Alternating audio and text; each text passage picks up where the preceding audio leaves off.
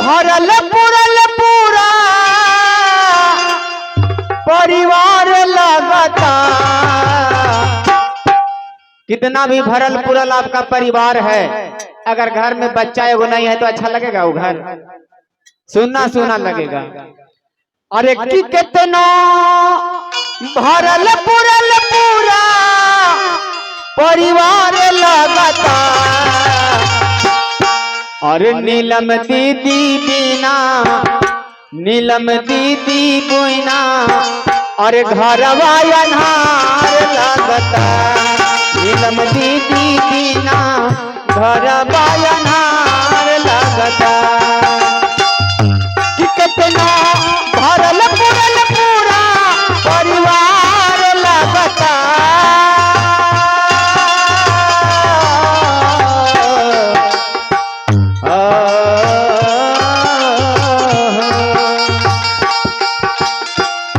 कि कितना भरल पुरल पूरा परिवार लगता।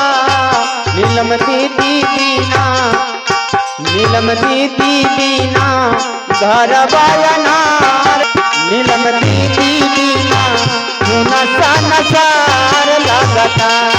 नीलम दीदी बिना घरवा बेकार लगता।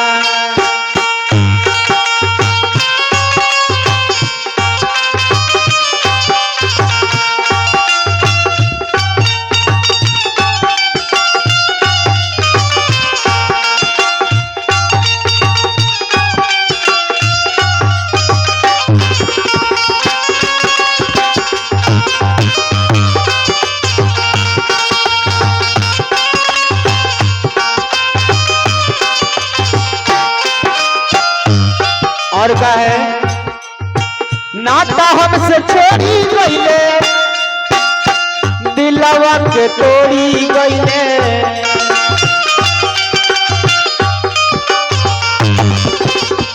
मुर्गी के भाव से नाता हमसे तोड़ी गईले, हमके घर छोड़ी गईले।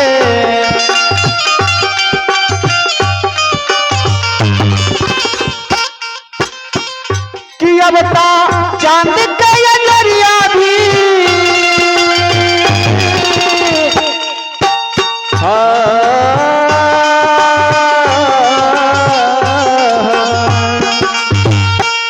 कि अब ता चांद के नरिया भी अन्हार लगता। कि अब ता चांद के नरिया भी अन्हार लगता।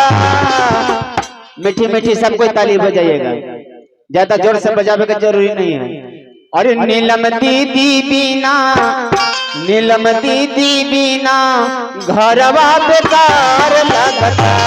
नीलम दीदी बिना यही चाल से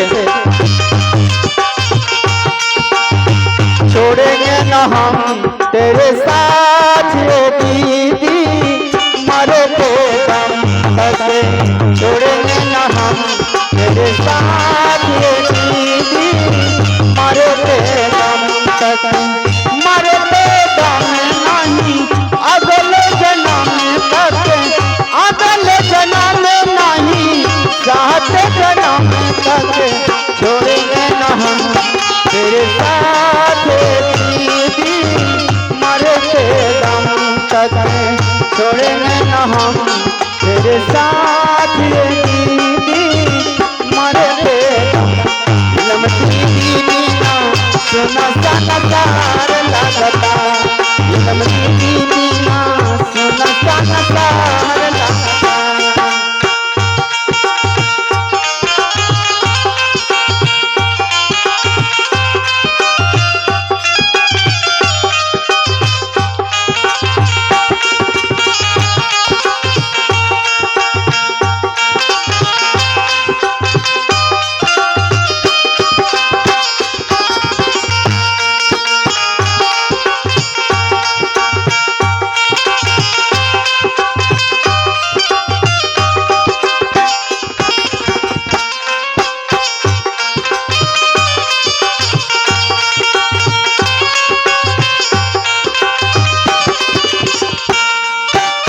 रहिया बतौले सबके जियला सिखौले सबके रहिया देखवले सबके जियला बतवले सबके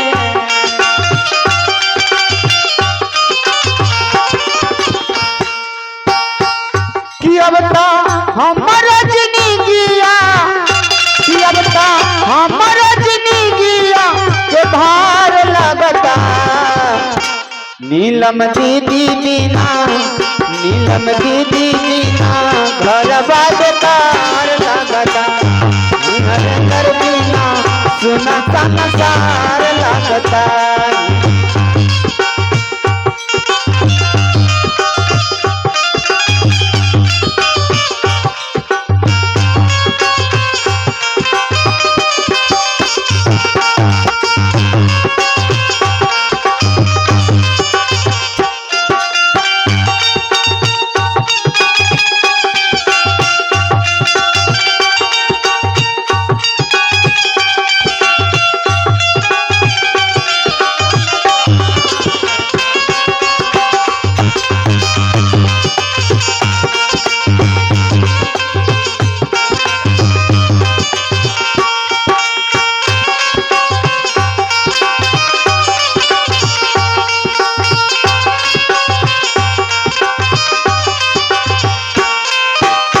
झर झर गिरे लोरवा रही जाके ते कर मोरवा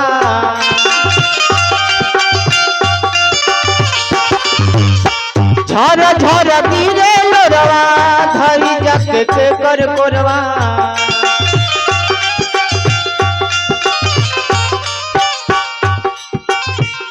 कि अब ता चांद के अंजरिया भी